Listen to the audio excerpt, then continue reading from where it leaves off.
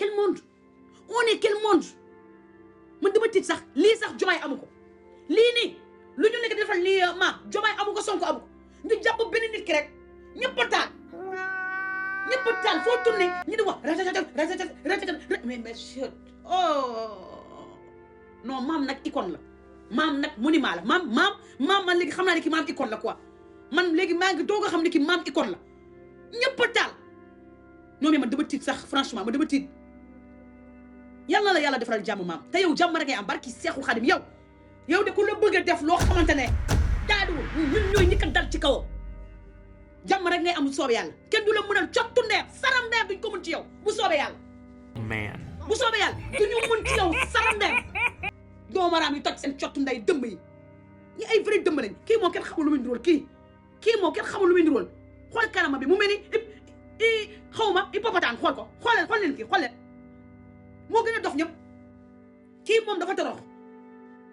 kii moom dama xamul ndax amul far bu koy kat xaw ma parce que bu amoon far bu koy roof ay kooy du tal wax daf ko amut kii yow say morom yi nekk États-Unis yëpp tekki nañ moom imagine toi ndeysaan dafa am ay nit yoo xamante ne yàlla dalay tàcc def la nii yàlla def tout ba nga tukki dem États-Unis yow say morom yëpp tekki ñii di tabax ay building ñii yor seeni kër yu rëy moom mu torox ba bëgg a toog ci live di dul di dajale ndeysaan yàlla tàccul la yow ndeysaan yow de sa yaay liggéeyul sa kër baay yow mimi yow sa yaay liggéeyul sa kër baay de parce que yow sa yaay bu liggéeyul sa kër baay doo tal live yow kenn xamul yow loo am kenn xamul loo am kenn xamu ko yow say morom yëpp ñu ngi États-Unis ñii di daan seen doole nga toog ci live bi ba fajar te moom day toog ci live ba fajar di duul di dajale Anita sax am na xëy gis nga ma damay nelaw ba xaaju guddi ma yeewu taal live 7 heures du matin rek ma daw dem liggéey Anita sax am na xëy mais yow mimi nga tag sa cottu ndey di duul rek amul arrêt moom dafa duul ba day ci tubayam kii nit dina dem ba États-Unis yow yàlla tàccul la li nga dem ba États-Unis nga war a jaayante takk sa ndigg di liggéey di dal sa doole yàlla sutura la nga toog di duul rek te musul wane kanamam écran bi lay aj ci kaw di ratatata non mais man laisse tomber quoi man comprendre moom sénégalais yi yàlla ji dafa waroon def rek képp kuy duul rek mu def la nga dee wala nga alagu rek benn yoon xaaral journaliste bi tamit daw na xaaral yow journaliste bi yow am nga sens journaliste bi yow sa yaay liggéey na journaliste bi dama la bëggoon xëcc rek teppi sa cottu nday xaaral oh journaliste bi yàlla sauvé na la xaaral journaliste bi yow doo ma rëcc de xaaral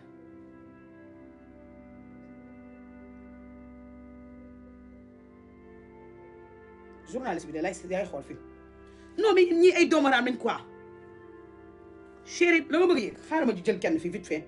ñii ay vrai imbécile journaliste bi Zeyna Bamba la. non Zeyna Bamba dem ba wax naa ci moom mais amaat na keneen ku nekk di duul moom laay seetaanee Zeyna Bamba moom kooku moom bu yóbboo na arrêté xam nga man mii dama koy seetaan Zeyna dafa am ñu la bëgg moom dafa am ñu ko bëgg mais gis nga boo arrêté wulee ñun sénégalais ñooy toj sa cottu ndey te bu boobaa daañu dem lokkati sa ndey taaj sa ndey fii lokkati sa baay taaj ko lokkati sa vie privée taaj la parce que ñun dara safuñu ribu sax wax na ko kon tey ngaa réglé tey ngaa yem ci sa journaliste bale toogal ci sa journaliste bale moo gën ribu sax wax na ko sànq nee na pour ñu dem li jënd sa vie privée ñëw teg ko ci kaw te xam nga xale yi dañoo capable xale yi comme ay janax lu ñu mën a xam ci yow dañ koy xam ñoo la gën a gaaw yow mi nekk journaliste kon réglé nga bàyyi ñu suñu maam moom ku ko laal dañuy dal sa kaw amul sax benn wax réglé leen rek te ngeen réglé leen rek xaama jël sama mbokku Gambien yi tuuti ma xool journaliste bi ñu ngi ko doon seetaan mais moom dafa neexul faral. Anita ma la laaj benn affaire mën nga xëy suba nga seetaan 10 vidéo yi nga xamante ne doo si gis vidéo Mame Ndiaye Savon wala yow ngay seetaan toute la journée Sénégal ñëpp Mame Ndiaye la ñuy ci la may la Mame Ndiaye Savon lii gis nga TikTok Mame Ndiaye du fi def kenn du ko fi def xale bi lii yal na ko ci Sénégal ñëpp Mame Ndiaye Savon la moom mooy déranger mooy chéri ça va moom mooy déranger ñu Mame Bassine bu ñu bëggee jaay seen si foiru moment vulgaire bi nañu dem jaay kenn terewul leen pour ñu dem jaay mais bu ñu jéem a créer ay embouteillage ñooñu ay ñu ne ay saytaane lañ dañu dem jubóole naan la ñooñu ay saytaane lañ fii kenn rek moo fi wax mooy Ndeye Kane ak Mame Waalo mais le reste yëpp ay saytaane lañ ñoom dañoo bay ba dernier moment nii ñu doog a wax gis nga xale bu ñu dogoo ba pare la ñuy taal live bi ba minuit ñu soogaan di fay ñu ngi jaay normal nit yaa ngi jënd chéri xaaral ñu may kii mu wax bébé waxal. man kay damaa gis li ngay wax ni daf maa intéressé daf maa neex rek parce que àdduna gis nga Sénégal moo mel noonu. jaay def leen demande ma jël leen. dem xool journaliste bi. àdduna dafa nekk dafa doy waar. ñëpp moom rek mel ni moom kese moo nekk si réseaux sociaux yi. ma loolu moo jaaxal. dafa metti. ba pare ñun forcé wuñu kenn mu juboo ak ñun forcé wuñu kenn ñun soxluwuñu kenn mu juboo ak ñun ku bëgg a juboo mën nga ñëw juboo mais forcé wuñu kenn maam forcé wul kenn la forcé wu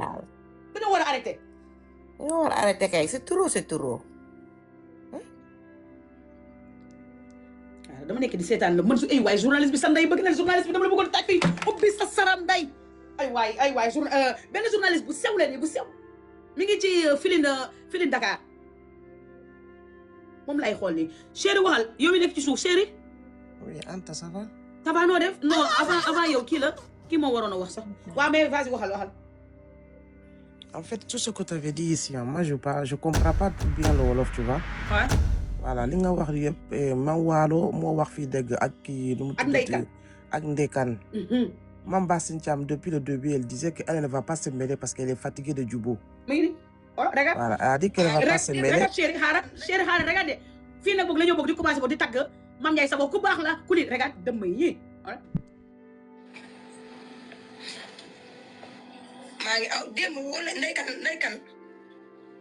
On l'a appelé, sinon elle ne va pas faire, on l'a appelé. Voilà. Ils l'ont appelé. Ils l'ont appelé, sinon elle va même pas faire, mais ils l'ont appelé. La personne a vraiment insisté en fait, sinon elle ne va même pas se mêler. Et la situation aussi arrange tellement Mama Virgile, elle passe pas ce qui s'est passé entre elle et Mame Ndiaye Savon. Voilà. Parce que la situation, ça l'arrange. Et l'argent, ça finit. Non. L'argent, ça finit en fait. Elle devait penser ce qui s'est passé entre elle et Mame avant. Elle n'avait rien, Mame, elle n'avait rien. Ils étaient ensemble. Ils se sont démerdés ensemble. Pourquoi aujourd'hui d'être hypocrite, d'être ingrat avec une personne comme ça? C'est injuste. Tout ce que les gens y parlent, en fait, il vaut juste la place de Mame. Et Mame, en fait, c'est Dieu qui l'a donné ça. Personne ne peut le prendre. Tant qu'Allah même ne vaut pas, personne ne peut le prendre. Il n'y a que Dieu qui peut décider de dire aujourd'hui, Mame, personne ne va te regarder. Mais ça, c'est pas bien. C'est pas bien du tout. En fait, Sénégal, c'est devenu un pays, on dirait que c'est des pays de musulmans, mais c'est pas vrai. Non, ça. Même les chrétiens, ils font pas ça. Ça, c'est faux, je te le jure. Les chrétiens ne font pas ça. C'est une honte. Chaque fois tu entends c'est qui, c'est les musulmans. Tu vas jamais voir panel chrétiens qui vont parler comme ça sur un autre humain. Jamais. Qu'est-ce qu'il y a? Qu'est-ce qui vous arrive en fait? En plus, en plein mois de Ramadan, vous jeûnez pourquoi? Pourquoi vous faites Ramadan? Et cette année, Dieu nous a donné la force d'être là pour le Ramadan. Est-ce que l'année prochaine, on sera là? On ne le sait pas. Tout ce que tu fais à l'enfant détruit, Allah va te faire à tes propres enfants. Si tu n'as pas d'enfants, il y a des enfants de tes frères, les enfants de ta mère, les enfants de tes soeurs. Allah paye tous dans ce bas monde maintenant. Il n'attend jamais au-delà. En fait, réfléchissez-vous. Mame Ndiaye Savon, en fait, si c'est vrai ce que Allah a dit dans son Coran, un enfant qui a fait tout pour ses parents, Wallah billah ta'ala, Dieu ne va jamais le faire honte. Faites ce que vous voulez sur ce TikTok-là. Battez-vous tout ce que vous voulez là. Wallah, Mame Ndiaye Savon ne va jamais tomber par terre. Jamais. Si c'est vrai ce que Allah a dit, le Coran, si c'est vrai, tes parents, ta mère, ta famille avant tout, si c'est vrai, Mame Ndiaye Savon ne va jamais échouer dans ce monde-là. Non. Jamais de la vie. Faites ce que tous les gens qui parlent là, c'est les gens qui ne font rien du tout à leur mère, ni à leur père. Ils sont là juste à passer leur temps à chercher envoie ma unité, envoie ma ci, envoie ma ça. Continuez. Maman Virgile, sache que la mort ne prévient pas. Maman Virgile, descends sur terre, ma soeur. Maman Virgile, l'argent n'est rien du tout. D'être populaire dans ce monde, ça ne vaut rien du tout. Oublie pas les gens d'hier. Surtout. Oublie pas le moment que ton mari était dans les problèmes. La personne qui t'a soutenu, qui t'a donné le billet, c'était Mame. La personne qui allume sa voiture, qui était enceinte, qui part te voir jusqu'à ses ailes. Mame, elle ne se déplace pas pour aller chez les gens. Mais toi, elle te l'a fait. N'oublie pas ça, Maman Virgile. Le moment que tu as fait tes jumeaux au monde là, Vous partez Yelwan chez les gens pour avoir l'argent, pour nourrir tes enfants, Maman Vriguer. Maman Vriguer, Dieu est très dangereux. Fais gaffe, ma soeur. Fais gaffe. Tous les gens qui te disent là, il ne faut pas du beau, il ne faut pas du beau. Ce n'est pas les gens qui te veulent. Hein. Ce n'est pas les gens qui t'aiment. Hein. Mais je suis désolée, je m'arrête là. C'est la première fois que je monte sur un live. Merci, c'est gentil. Vraiment. Je suis la 4 et du coup, c'est pour ça quoi. D'accord, vraiment, merci beaucoup. Merci beaucoup, Abaraka. Okay, merci. On est ensemble, merci. Kan moo ci topp? Kan moo ci topp? Man maa ngi wër journaliste bi, kan moo ci topp? na ngeen def man ñu maa ngi si fi topp. soxna si na nga def? maa ngi fi yéen a ngi si jàmm. ñu ngi ci jàmm bu baax. mais daanaka ki wàcc wax na lépp ñun dañoo sonn ñii Mame Ndiaye Savon xanaa xamuñu dañ koy gën a may buzz. taalibe Serigne Fall bi xeex bi day tax sama périg bi instant dama sonn sax. dañuy gën a doxal day gën a doxal mbiram. nit ñi soxor nañ iñaan nañ fatt nañ doomu jàmbur ji man yëf yi dafa ma mujj soof yéen ñi soxor la iñaan la xol bu bon la. parce que Mame Ndiaye ndayam du liggéey moo tax ñu toog ñii tey heure yi di ko tudd naan Mame Ndiaye ndayam a ko liggéey ci kër baayam dara du ko dindi. Mame Ndiaye bu yàlla ne day dem ca kaw day gën a dem ca kaw mindeef mënu ci dara. ay foo coow góor jigéen bee tax mu sëy ak moom foo ba muy bëgg Mame Ndiaye ñun sénégalais yi ñu bëgg seen sëy boobu affaire góor jigéen yi dafa ñëw. boobu coowal góor jigéen yi xaajul sax bay jug.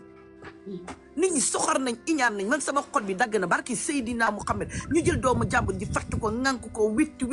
la jël ko Mame Ndiaye na xam ne ñun ñëpp ñu ngi ci ginnaawam na dëgër bu mu leen faale bu mu live nan topp ci ginnaaw jëkkëram sëyam lay liggéeyam te xam ne ñi ngi ci ginnaawam tey ñi ngi ci ginnaawam ëllëg ñi ngi koy dooleel ñi ngi koy jàppale parce que sénégalais bu fa insouci sa affaire yi nag dafa mujj ëpp nag non dafa ëpp moom dafa ëpp franchement. dafa mujj ëpp yenn yi soxor la mel ne kii dëkku Sénégal mel ne du doomu jullit mel ne du doo koo xamante ne nii ci dëkk bi la dëkk da mooy problème bi. yenn yi soxor yi la iñaan la doomu jàmbur di liggéey di teral ndeyam di teral baayam di dimbale famille nga ne yow kii du fi maanaam kii daal nañ ko fay nañ ko suul nañ ko rey mu dee pour lan. te yàlla na yéex tey bu fi dara xewoon mu dëddu àdduna ñaanu ma ko yàlla ku nekk tal sa panel di jooy ak a baaxoon ak a nangoon hypocrite yi ñoom ñooy sol seen verre toog naan waaye xajoon na fi fekk dañoo ko rey doomaraay waaye balaa ñu koy rey balaa Mame Ndiaye Savon balaa ñu koy rey daañu jaar suñu kaw yi la ñuy njëkk a jaar balaa ñu koy laal maa la ko wax yéen ñi dafa ëpp yéen ñi soxor la iñaan la kii ci dëkk bi la dëkk ci réew mi la dëkk Mame Ndiaye ba muy lal ay territoire li mu am daf ko battre du lobby du dara. xam ngeen kii gaynde la xool leen ko bu mu nekkee xale kii gaynde la garmi la kii gaynde la garmi la xool leen ko bu mu nekkee xale rek am na ko dee pose we jaay dàll jaay lu ne jaay na ko ba egsi fu muy egsi ku ñàkk jariñu la ñu wax mais xool leen ko fii xool leen gaynde bi kii dafa li mu am mérité daf ko mérité li mu am daf ko mérité parce que dafa ñàkk te jariñu dañ ne ku ñàkk fii da ngay jariñu li lan la nii moom raw na leen maam am na ñaanu ndayam am na ñaanu baayam nañ fexe di muti seen ñaanu nday yeeg seen ñaanu baay buñ bëggee tekki def ne maam raw na leen tey raw na leen ëllëg nañ may kii jàmm mu waaye bu dul toon Sénégal dañoo tere saaga dinaa saaga yu ñaaw yoo xam ne Sénégal bul saaga yow saaga bi may ma ko rek man ma saaga dañuy ñii doomaraam may ma saaga waaye ñii di waay ak ma am saaga yu ñaaw danga may jël ci suuf ma jox la ay saaga yu bon nga saagaal ma saaga yooyu bi bon na sama xol bi naqari na xam ngeen mos man su ma mënoon saaga ma saaga xam ngeen mos su ma mënoon saaga am ngeen saas joolaa bi mënu saaga waaye su ma mënoon saaga dama naa teppi seen saram day ba danga may vocal ma jox la ay saaga yu bon nga amul fenn nga saaga ko waaye am sens ñoom kay dañoo am sens man tamuma saaga dañoo am sens li gis xaw ma saaga yu ko di li ma nekk Sénégal moo ma metti ay bu ma nekkoon ca réew ma dinaa def na ñoom taal panel xeex ñu xam ne maa leen dina doon gay ay doomaraam man jolof bi ñii soof nañ fatte nañ lëj nañ soxor nañ iñaan nañ iñañati waay fakk yu waay na neex waay ne ko fakk yu men waay na neex waay fakk yu men waay ay sonn nañ waay merde waay Serigne Saliou wàcce ma merci soxna si merci Mame Ndiaye Savon de ku ko laal de moom dañuy ubbi sël la fon nday dañuy teppi sël te jëw nday dañ ci kafur réew ñi ci oui chéri allo laay oui maa ngi lay nuyu. ça va noo def. waaw man moom leen rek laa am ci lu may wax mooy. ça va. oui ça va noo def yaa ngi ci jàmm. ñu dégg bu baax. waaw ñu ngi lay dégg. waaw li ñu ay jubóog yu kenn xamul maam leen rek mooy conseil bu baax bi na topp jëkkëram say indi boppam kenn jàppale ko kenn jox ko na doon xaritam fu na doon léppam waaw kay na doon xaritam doon rakkam doon magam doon lépp kenn jàppalew ko ñoom tey ndimbal bi ñu am kese menn moom gars yi toppatoo live bi ngeen partagé muy jug di daan tey mooy tey ku sañ a samp tey sa live kon nag ñun liñ koy wax mooy na sëyam teelu ko dara maam boo gisee trahison yi mu dund yëpp amitié kese du xarit moo ko indi xarit amatul dëmm kese métit yi ko da xarit amatul xarit dëmm la na topp fu mi nga xam ne moom la ko yàlla bindal moom la ko yàlla may na ko nag parce que may na ko boroom kër gu baax nag jël xarit yëpp lem leen comme nee ba ñu rom mu sànni rek lañ ko laaj soxlawuñu leneen ci moom parce que femme wan nañu yoon bi jàppale nañu wan nañu ñun gidee na tey xale yëpp tey ku ci nekk tey doon tey Mame Ndiaye fu nga nekk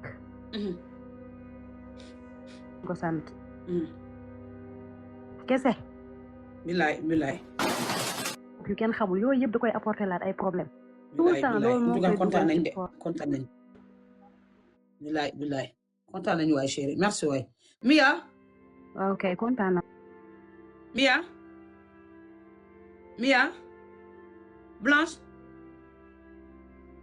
Blanche ay waay ubbi leen seen micro yi ngir yàlla bébé ok yéen xaaral ma wàccee leen kooku yéen nangu leen wax allo oui Anta oui ça va Anita xaaral kii wax yow xaaral Blanche wax oui allo Anta maa leen nuyu ça va su la nekk yéen ñu fi nekk ñu fekk nii ça va noo def ñu ngi ci jàmm maa leen déwénati baal leen maa xëy yàlla na yàlla boole baal ñu fekk ay déwén amiin waay amiin ya rabbi maa ngi dégg waxtaan bi am na solo trop yaa ngi may dégg waaw ñu ngi lay dégg waaw amoo évité sa pour dugg si ay live di si wax affaire yooyu noonu maam nag nit ku baax la das ma parlé ndax tey jii ku sañoon jur Mame Ndiaye Savon mooy jigéen bu mun góor amul temps c'est nga comprendre nga jigéen ba nga xamante ne teel a xëy guddee wàcc la xamul samedi xamul dimanche lépp lay liggéey ñàkk jëriñ la xam képp ku mu sekkal teranga rek képp ku mu jëflante rek sekkal naa yow teranga bilaay ndeysaan barke Sëriñ Babacar Si Malick mais Mame Ndiaye daa am lu mu baaxoo rek tey jii nii doomu aadama tey jii nii exemple ma wax la bu dul wax si yow rek war nga xoolaat sa bopp saa mu dégg ndax fi mu toll nii Wally Seck tolloon na fa mais loo gis lépp day jeex après wax bu ñaaw jarul déggu fii koo gis dañuy wax si yow mais bu dul wax si yow xaaral ma génnee la yow Aïssa Chou yow tey ngay gëj a seetaan live bi parce que man sama live nit du dëgg wax soxlam ngay ñëw ba di ko tuumal di ko wax ay yenn wax yi chéri continue Aïcha mii de bloqué naa ko ngir yow continue doomaraam yi toj seen cottu nday yow nit ki du ko nekk di wax ngay ñëw di ko tuumal yenn wax yi yéen seen data nday waay yow Aïssa Chou yow sa data nday yow sa baay booy góor jigéen yow say waa kër ñooy góor jigéen yow sa caapa yaay yow Aïssa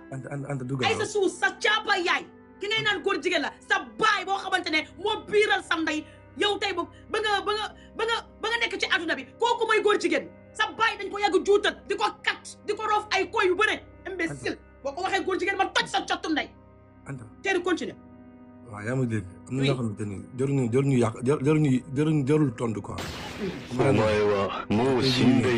yow li ngeen am ñoom bëgg nañ ko am mais mënuñu ko am loolu rek dafa neex fu tamit borom baax la wax dëgg alxuraanu karim xëy na tamit dog-dog moo am mais lii du problème yàlla si xëpp ndox bu sedd ndax Mame Ndiaye tey lu muy def si màggal Touba bëgg sëñ Touba comprendre nga kon sëñ Touba tey bu nekk si xar-xar tey du ko seetaan man gëm naa loolu barke alxuraanu karim dama koy ñaanal man ku ko sopp laa ku ma bëgg laa man barke alxuraanu karim dama kaa bëgg barke alxuraanu karim parce que dama koy seetaan xam ne kii dafa bëgg dara te loolu noonu si góor ñi la gën a jekku kon nag tey jigéen bu nee ba am lu mel nii rek kon yow da nga kaa war a félicité quoi bilaay ndeysaan barke alxuraanu karim jàmbaar la de jàmbaar si biir jàmbaar bilaay war na Serigne Babacar Si jàmbaar si biir jàmbaar la bilaay TikTok bi kenn ñemewul woon jaay ci TikTok bi moom moo ko fi indi de barke Serigne Babacar Si Malick tey bu xale yi amee fit di dem ay Dubaay di dem ay lii nii moom la de grâce moom la de barke Serigne Babacar Si moom la ak grâce moom la ndax nit ki moom wax sa baaxu morom moom wàññiwul dara sa mbaax ndax tey Mame Ndiaye dafa lu ma dara comprendre nga suukaru sama café yaa may dégg joxuma naan joxuma lekk mais parce que damay gis affaire yi muy def quoi xam ne dafa bëgg dara yow da ngay génn ñu wax comprendre nga parce que dafa bëgg dara kan mooy wax ni mi yàlla wala kan la kan moo ne génneel ñu wax non du moom laay waxal de sama doom laay waxal ah ok d'accord ok jàmbaar day bëgg jàmbaar quoi man noonu laa mel waaw ndax saa ànd xam la ñuy def léegi xam nañ nan la ñuy nekk si kii bi bàyyi la ñoom ñu wax après ñu egg li wax wala après man waaw yow bu la neexee mun nga des nga bañ a kii Mia waaw allo Mia oui ça va noo def yaa ngi si jàmm maa ngi si jàmm bu baax ça va macha allah waxtaan bi rafet na trop waaye yow nit ku baax nga parce que tey bu la neexoon doo toog fii à 7 heures pare nga naan da ngay défendre qui que ce soit ku baax rek moo mën a def lii nit ku noble nga gis nga man problème Mame Ndiaye bi dafa maa métti te peut-être kenn ku nekk am nga loo ci dund ndax da ngay nekk ak nit nga jàpp ne sa xarit la ngeen di partager di waxtaan de tout et de rien mais tey man li may déplorer sànq wax nga ko nit ñi taxaw tey di jubóole wala ñu naan dañuy defar ñoom fan lañ nekkoon bi affaire yi yàqoo. merci pourtant sànq moom laa wax ni depuis 2025 lijjante wuñu affaire boobu ci suuf gis nañ ay ñoom Mame Bassine boog di yéeg ci live Maman Vulgaire parce que am na ay vie Mame Bassine dem na boog di jënd ay yére ci Maman Vulgaire te pourtant maam mu ñu jaay ay yére loolu yëpp non mais ñun sénégalais ñun dafa ñu wax tey bu ñëw boog di naan carrément maam ku baax la xol bu rafet la yor xol ñii dañoo war a arrêté ñii dañoo war a arrêté xam ne ñëpp dañu war a man depuis le début su may dugg sax kenn ku defee dara bu may commentaire loolu laay njëkk a wax fexe leen ñu juboo ñu boole leen ñu waxtaan mais aussi nit ñi léegi dañu war a jàngaat benn affaire bu baax xarit amatul wax nga ko sànq boo waxee ñu ne maam dafa def lii Maman Vulgaire dëgg la jote day am kenn ku nekk génn sa làmmiñ ngeen wax mais xulloo juboo am na te li ngay woote bu dëggoo ci yow bu ngeen juboowul sax problème am yow dangaa war a taxaw suñu kuwaat yow gis nañ fi Mamy Cobra ak maam booboo gën a métti ana bu tey Mamy Cobra tey dafa ñëw déplacé wu def déplacement affaire bi neex ba bëgg a dee ba pare di ko soutenir waaw neen ko gaynde nga kon nit ñi dañoo war a defaraat seen toogaay dañu war a Maman Vulgaire vie ci boppam moo ko sonal vie lu ko xale yi ñëw mais kay ma xool benn affaire maman yàlla rek fi nekk vie yooyu day jeex fu mu nekk ni Mame Ndiaye Savon tey bu taalee Mame Ndiaye Savon tey bu dëggalee boppam taalaat laay fam barki Seexul Xadim maman dootul amati dara xale yi ci moom la ñëw parce que fu mu nekk ni ñëpp yërëm maam ñëpp ko yërëm instant loolu day am sax incha allah ndax xam nga lu tax kii garmi la faris la ba pare bëgg ndayam yërëm ay rakkam billaay incha allahu rabbi day dem yow ku baax nga yàlla na la yàlla defal jàmm amiin waay chéri yàlla na la yàlla aar sàmm la diggante mag sëyam fuu bi yàlla na ko yàlla ful ca kaw a kaw amiin en tout cas fuu daal na doon xaritam bu mu wuti benn xarit fuu mot na ko xarit mot na ko kilifa mot na ko complice am mot na ko confident fuu na doon léppam même conseil man si ma koy parce que jigéen buy sëy war a wuti ay xarit fuu na nekk xaritam fuu na nekk léppam mot na ko dëgg la kontaan trop si yow macha allah yàlla na yàlla ko jàmm loolu laa amoon lu may wax. ok merci kontaan naa trop Fatou. nii. noo def tuuti rek nootu bi daanu.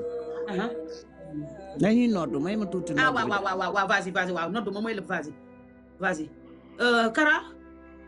waaw na nga def soxna. ça va noo def. ça va alhamdulilah. ça va alhamdulilah. ma si bëgg a sànni quelques mots. gis naa yow tamit depuis xam naa ça fait 3 jours yaa ngi wax ci mbiru maam. sànni da nga ko yërëm te da nga ko yéene jàmm. bilaay. li ma ci bëgg a sànni mooy Sénégal. ñi nga xam ne boo leen amee possibilité maam bu génnee ci détails yi ndax di ay détails. bu dee mën ngeen koo jot. fi nga mujjee wax léegi sànq mooy mën na jàpp jekket yi nekk xaritam nekk bokkam. You serious? nga ku ñëpp di tukki bu yàggee da nga tooy. bilaay. te Sénégal. bu ñu fàtte ne mbir mi commencé wul Sénégal. kóolute moo amatul ci àdduna depuis jamono yonante yi. Seydina Aliou kan moo ko rey. Seydina Umar kan moo ko rey. ku dul yonante ak Aboubacar Siddiq ñi yonante yëpp dañuy reyante seen biir noonu ñoo leen rey. Aliou dafa jiite fajar muy génn ci jàkka ji ñu kor ko jaas. bu ko rey te jullit moo ko rey. te kan moo gën a def lu baax diggante ma ak yàlla boobu raw ali ci lu yàlla bind yonent la woon xeexi Badar xeexi def lu ne kenn mosu koo xoosi ci jaas mais jaas moo ko rey après pour te dire Sénégal bu mu sosaak léegi benn xarit benn àndandoo rek moo ci sincère mooy diggante Cheikh Ibra Fall ak Sëñ Touba li ci des yëpp ay caaxaan te dootul am Sénégal ba tax na sénégalais bu ne sénégalais bu ne ak sénégalais bu ne bu loo ciy dugg rek ku lay fréquenté rek jàpp ko comme ça noonu bu rëyee nga ree bu waxee nga wax waaye bul ko wóolu Sénégal amatul aduna ci boppam moo amatul loolu waxal koo yaakaar nga wax ko sa bopp bu subaa boo ko dëkkee ci penc du kenn moom la loolu amatul ci àdduna amatul de boo firee alquran fekk yu bari nga fekk ko fa doomu aadama ci boppam yàlla moo ne dafa hypocrisie dafa nekk ci alquran te yàlla moo ko wax te jamono bii la gën a bari nit ñi gëmatuñu li ñuy wax gëmatuñu li ñuy def wallaay gëmatuñu sénégalais mooy dew ma waaye kenn du dem billaay doxal ci Sénégal ku dem rek ñu wutal la tour ñu lay woo yeneen wala troisième tour waxuma la troisième tour sax day fekke bi nga maman bi ngay wut am nga beneen tour lu dul tour bi nga xam ne sa waajur yi loolu la ñu la tuddee ñu la koy tàggee boo amee ci nga gis ñu bari ñi folle ko di ñëw ci yow xamal ni wallahi du ñu say xarit te yéenewuñu la jàmm maam Ndiaye yéen ñi mën a jot ci moom bu jógee ci lii bu nekkul ni bu mu nuyantaak nit ñi waaye adduna moo toll ci foo xamante ni surtout Sénégal wax booy sànni ci poubelle loolu kese nga jël wax yooyu rek nga teg ko ci penc nga xam ni wax yi moom amaluñu ma benn solo nga koy wax ci penc ba ñoom seen biir ñu dem bu jënd bi ñu jàpp la dof ndax jigéen la maam Ndiaye man du ma fan sam bilaay ndeysaan jigéen la boo xamante ni dafa góorgóor ba egg si fu muy yegg bilaay ndeysaan bilaay bu 5% sénégalais buñ ko xamee moom moo ko liggéey waxuma la 10% sax 5% xool leen ko fi kii jàmbaar la xool leen ko avant xool leen ko fi ci ay carton la doon maam tëdd boobu fekk mi ngi nekk marché Zeng xool leen ko fi mënoon naa gën a ñaaw dafa taaba tey ba mu egg si fii bu mu siiwee léegi mosuma gis ko taf mu ne dafa ko fekk mu doon jaay ko mosuma ko gis ñu ngi ko contre te doo ko gis mais il faut ñu indi ay yeneen programme yoo xamante teg ko ci kawam te ay moromam jigéen yi la plupart lu waaye def ba am defal loolu ba nga am laay de boo gën a mootu yi jël wax yi def ko gâteau di partagé doomu aadama bopp benn nit attanul yeneen loolu laa ci mën a sant yéen ñi mën a jot ci moom wax leen ko na changé doxalin bu baax a baax bu génne ci détails yi incha allah rabbi Nogay Kara man lay siyaar baaxul am na ci kenn koo xamante ne jege na maam kaddu yi mu koy dégg mooy Nogay Kara kaddu yi mu koy dégg bu baax Anita nuyu naa la ziar la fay nañ la sa mama wala sa mama sama beneen compte bi la ok mama noo def maa ngi ci jàmm bu baax a baax alhamdulilah maa ngi kontaan ci yow di la nuyu di la ziar bu wér a wér Anita man lii rek tax ma bëgg la parce que Seydina Mohamed c'est que xam nga lan mooy problème bi nit da ngay ñeme dëgg gis nga àdduna lu mu metti lu mu naqadi lu mu neex ñemel dëgg gi est-ce que comprendre parce que dëgg mooy mujj bu dëgg mooy njëkk dëgg mooy mujj nañu may jàmm depuis 2025 ba léegi problème bi mu amee ba tey kenn takkul woon ñëpp a toogoon di seetaan kon problème ba mu demee ba tollu fii nañ ñu may jàmm nañ ñu billaahi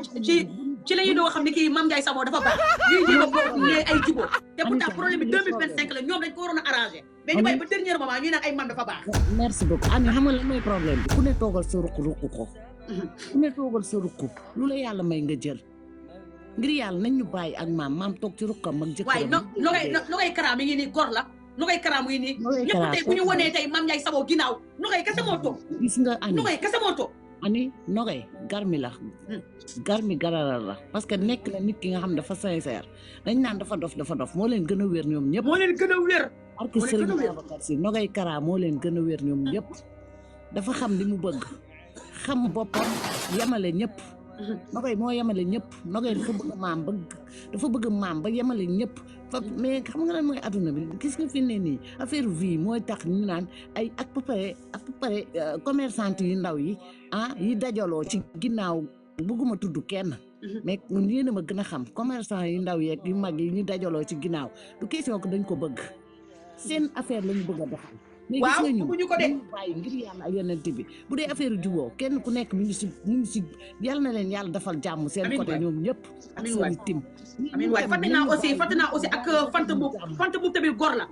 fanta bu góor la moom tamit góor la garmi la fàtte naa ko sax fanta góor la garmi la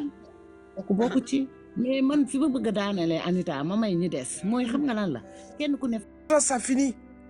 billaay de l'argent ça finit en fait elle devait passer ce qui s'est passé entre elle et Mam avant